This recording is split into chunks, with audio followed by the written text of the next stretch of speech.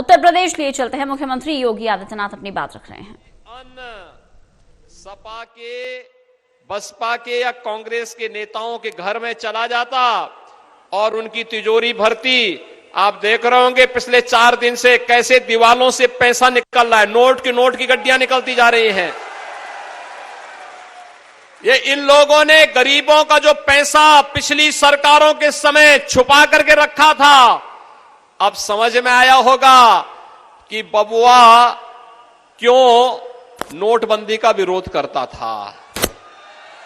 अब समझ में आया ना, बबुआ नोटबंदी का विरोध क्यों करता था, क्योंकि ये नोट गरीबों का पैसा और विकास का पैसा जो आपके जनपद में उपयोगी होता, लोक कल्याण का कारक बनता, उस पैसे को ये लोग हड़प गए थे, छुपा रहे थे। आज उस पैसे को हम लोग फिर से निकाल रहे हैं और फिर उसको विकास के कार्यों में लगवाएंगे।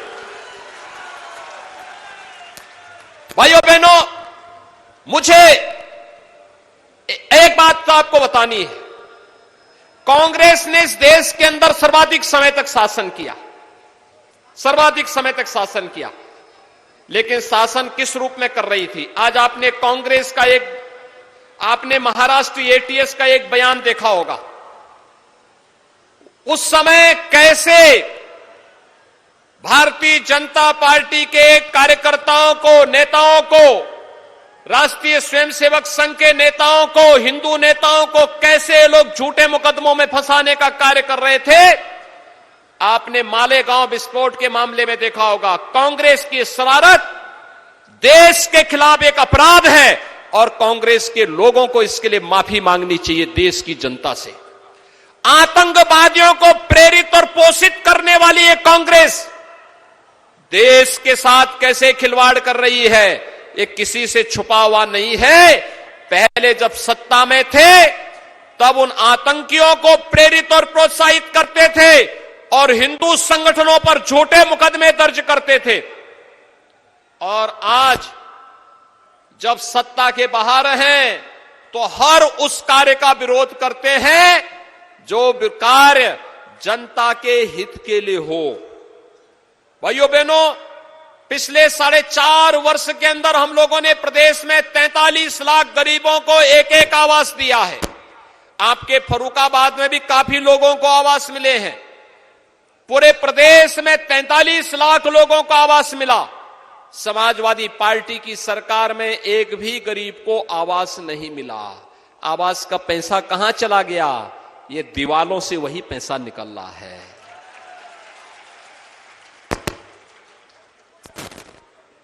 पिछले 4.5 वर्ष में भारतीय जनता पार्टी की सरकार ने 2 करोड़ 61 लाख लोगों को, परिवारों को एक शौचालय बना करके दिया। 58,000 ग्राम पंचायतों में सामुदायिक शौचालय बनाया।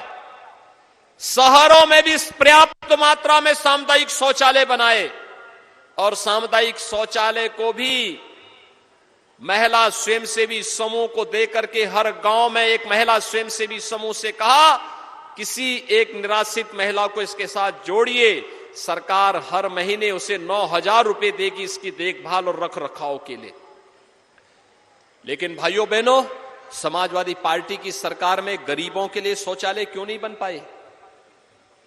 क्योंकि समाजवादी पार्टी की सरकार की भावनाएं गरीबों के लिए नहीं थी, मजदूरों के लिए नहीं थी, किसानों के लिए नहीं थी और युवाओं के लिए नौकरी निकलती थी तो चाचा भी, भतीजा भी, मामा भी और महाभारत के सभी रास्ते वसूली पे निकल पड़ते थे। युवाओं को नौकरी नहीं मिलती थी, किसी भी युवा को नौकरी नहीं मिल पाती थी क्योंकि वह पैसा भी जाता था और उसके साथ साथ नौकरी से भी वंचित रह जाता था।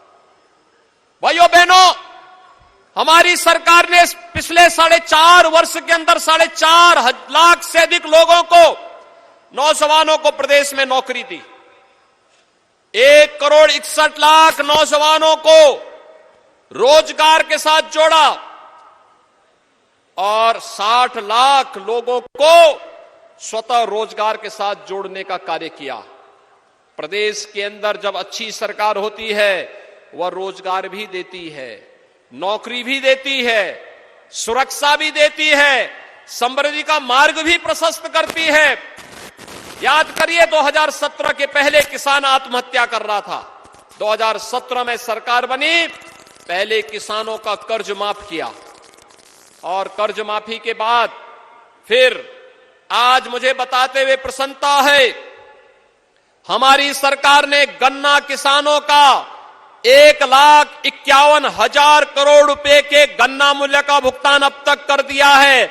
सपा बसपा सरकारों के 14 वर्ष के कार्यकाल में इतना गन्ना मूल्य का भुगतान नहीं हुआ था जितना 4.5 वर्ष के अंदर हमारी सरकार ने किया है।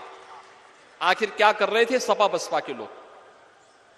इनको तो नैतिक रूप से कोई अधिकार नहीं था कि जनता जनार्दन के बीच में जाए, लेकिन लोकतंत्र की प्रक्रिया है, अगर आ ही रहे हैं तो इनको जवाब भी दीजिए और पहले पूछिए बबुआ से भी, बुआ से भी, भाई बहन से भी, और पूछिए कि जब हम लोग कोरोना कालखंड में संकट में थे तब ये लोग कहां थे? ये सभी नेता उस समय होम क्वारंटीन थे, घर में छुपे हुए थे। आपने देखा होगा, मैं भी, श्रीकांत जी भी, हमारे विधायक भी, हमारे सांसद भी, हमारे पदाधिकारी भी सेवा ही संगठन मान करके एक एक व्यक्ति की जान को, उसकी जीवन को भी और उसकी जीविका को भी बचाने के लिए कार्य कर रहे थे। लेकिन सपा बसपा कांग्रेस के लोग कहां थे? इनका कहीं भी अता पता नहीं था। सबसे पहला जवाब तो ये, दोस्तों उनसे पूछना चाहिए कि गरीबों का मकान तुम्हारी सरकार के समय क्यों नहीं बन पा रहा था? ये फ्री में राशन गरीबों को पहले क्यों नहीं मिल पा रहा था? ये विधवाओं को विधवा पेंशन, वृद्धाओं को वृद्धा पेंशन, दिव्यांग जनों को दिव्यांग जन पेंशन क्यों नहीं मिल पाता था? और आज तो हम लोगों ने रसोइयों के मानदेय को भी 2,000 रुपए कर दिया है और साथ साथ ये भी कर दिया 2,000 रुपए मानदेय भी उनको हर महीने मिला करेगा। साल में 2 साड़ी भी मिलेगी, एप्रन का पैसा उनको उनके खाते में मिलेगा। आज हम लोगों ने एक और कार्य किया है कि जो अनुदेशक थे बेसिक शिक्षा परिषद के स्कूलों में 2,000 रुपए मानदेय भी उनका बढ़ाने का कार्य कर दिया है। भाइयों बहनों, सरकार जब अच्छा कार्य करती है, लुटेरों के लूट के मुद्दे को रोकती है, तो पैसा आता है। इस पैसे से गरीब का उपचार भी होता है, इस पैसे से गरीब का उत्थान भी होता है, इस पैसे से गरीब के उन्नयन के लिए कार्यक्रम भी बनते हैं, इस पैसे से अन्न योजना का भी लाभ होता है, इस योजना से निराश्रित लोगों को पेंशन भी दी जाती है और इस पैसे से कार्य करने वाले कर्मचारियों के मानदेय और वेतन को बढ़ाने में भी हमें सहायता मिलती है। और इसीलिए आज मैं आपके बीच आया हूं आपसे कहने के लिए, भाइयों बहनों, पिछली सरकारों के समय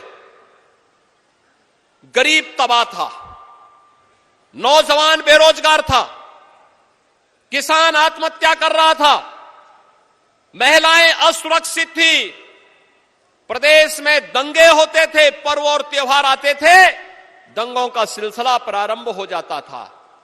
आपने 4.5 वर्ष में कोई दंगा सुना? कोई दंगा हुआ पिछले 4.5 वर्ष में? आज तो दंगाइयों को मालूम है दंगा करेंगे तो सब वसूली शुरू हो जाएगी, दंगा होगा तो अब वह सरकार नहीं है कि दंगा करने वालों को मुख्यमंत्री आवास में बुला करके सम्मानित करेगी। अपराध और अपराधियों के प्रति जिस जीरो टॉलरेंस की नीति से कार्रवाई करने की बात हुई थी, भाइयों बहनों, सरकार ने पूरी मजबूती के साथ उन सभी माफियाओं के खिलाफ कार्रवाई की है। वे माफिया कोई भी रही हो जिन्होंने अवैध गरीब की संपत्ति को, व्यापारी की संपत्ति को, सार्वजनिक संपत्ति को कब्जा करके जनता की कमाई पर डकैती डाल करके लूटा है, उन सभी लोगों की अवैध संपत्ति को वापस लेने और अगर लगा कि नहीं बिना बुलडोजर चले काम नहीं चलेगा, तो बुलडोजर चलाने में भी संकोच सरकार ने नहीं किया है।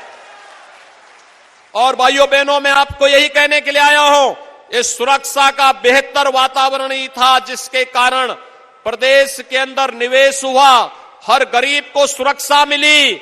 और आज वही कारण है, हम लोग जब आते थे इससे पहले हमारे मीडिया के बंधुगण पूछते थे योगी जी ये तो बताइए कि आप लोग बोलते हैं कि रामलला हम आएंगे, मंदिर वहीं बनाएंगे,